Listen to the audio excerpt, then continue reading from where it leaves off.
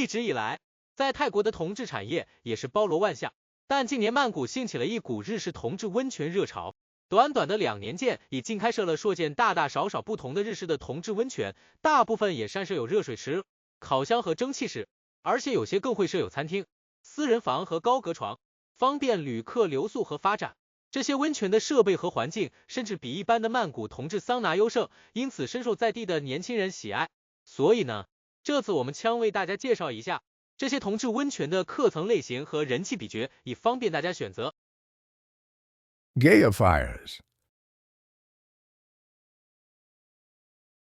魏无世龙的 Maxwell Onsen 是一间今年才开业的曼谷同志温泉，因此他们的设备或装修也是全新，环境卫生非常整洁，而且他们地理位置优越，魏无是龙同志区的核心，交通十分便利，因此很快就能吸引了不少当地人或游客光顾，人气极佳。而且主要是当地年轻人，健壮有练的也可以在这里找到，但比例不算很高。Maxwell Onsen 的入场票价是580泰铢，比其他的温泉略高，但票价已包括了一个饭餐，顾客可以到2楼的餐厅里领取，通常会有2款选择，味道也算可以。2楼除了餐厅还有一个盐蒸室和冥想室，但使用度不高。3楼是泰式按摩的设计的通铺区域，是给大家发展和休息的空间。这里的客人主要是活跃屋温泉区，温泉区设有2个热水池、1个冷水池、烤箱和蒸汽室。在蒸汽室内的行动也十分之活跃，但温泉区的空间不算很大，行动也只集中在蒸汽室。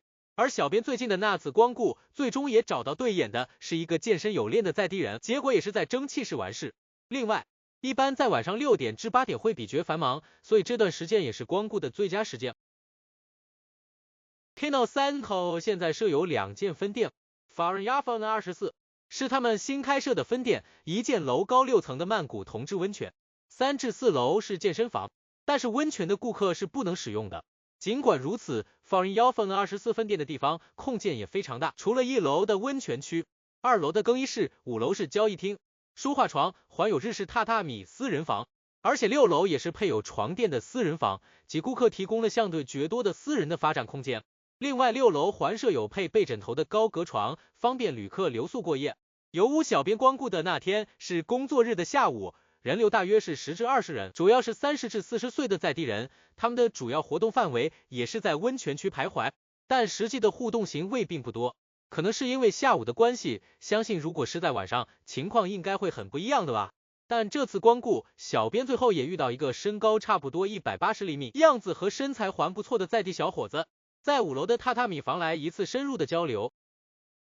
2023年开业的 Kaikan Onsen 是一间环境豪华的曼谷同志温泉，专供男士使用。它为屋同志按摩店林立的 Siphon Pool， 华丽的日式氛围，设有温泉、烤箱、蒸汽房、2楼暗房和3楼活动区，但基本上3楼是莫有人使用。Kaikan Onsen 的环境设备是非常豪华而且舒屉，同时在地下设有餐厅，提供了2至3款套餐给客人选择，食物不善之相当丰富，而且味度也很好，接钱也不需要200泰铢。Kaikan 最大的卖点是设有多款景色很好的户外浴池，但缺点就是水温不够热。油屋小编光顾的时候在星期五的晚上8点，所以人流还算不错，但有身材有锻炼的比例很少，只有2至3个，而且整体客群年纪稍高，整体优菜并不多。另外，在Kaikan Onsen 大部分人也是2楼的暗房区徘徊，在找对眼，找到后便会使用私人房，但其他地方的行动基本上是莫有。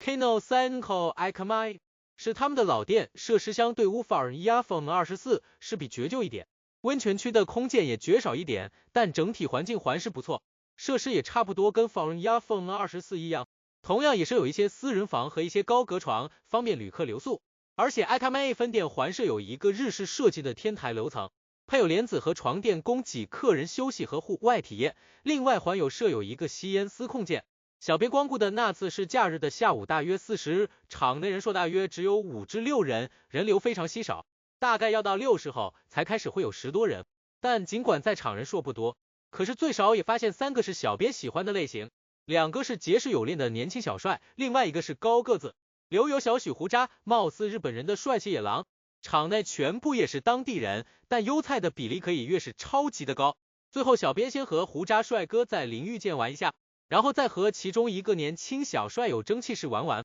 但油污蒸汽室的光线也非常充足，故此小编也不能玩得太过深入。而小编大约在7点半离开，但场内人数依然也不太多，相信是因为 ICMA 分店距离 BTS 站绝远，位置比绝不方便吧。已经开业了2-3年的 Saint Anselm 因近年转型走向同志市场而起死回生，并有大量的宣传和推广活动，因此人气也相对绝高，不论工作日或假日也有一定人流。繁忙时间在晚上6点半后，人流高峰是大约晚上9点。客层主要在40岁以下的在地年轻人，年轻的比例是5间温泉之中最高，而且有锻炼的优菜比例不少。同时人群在蒸汽室的行动力也非常之高，而且也会多人玩在一起，所以 Saint Anselm 是小编最喜欢的一间，主要是因为小编喜欢的类型比绝多，而且蒸汽室内的灯光也很替中，可以玩得放开也能看到是谁。可是他们虽然也设有暗房区，但使用度并不高，找寻深入发展的人数并不多。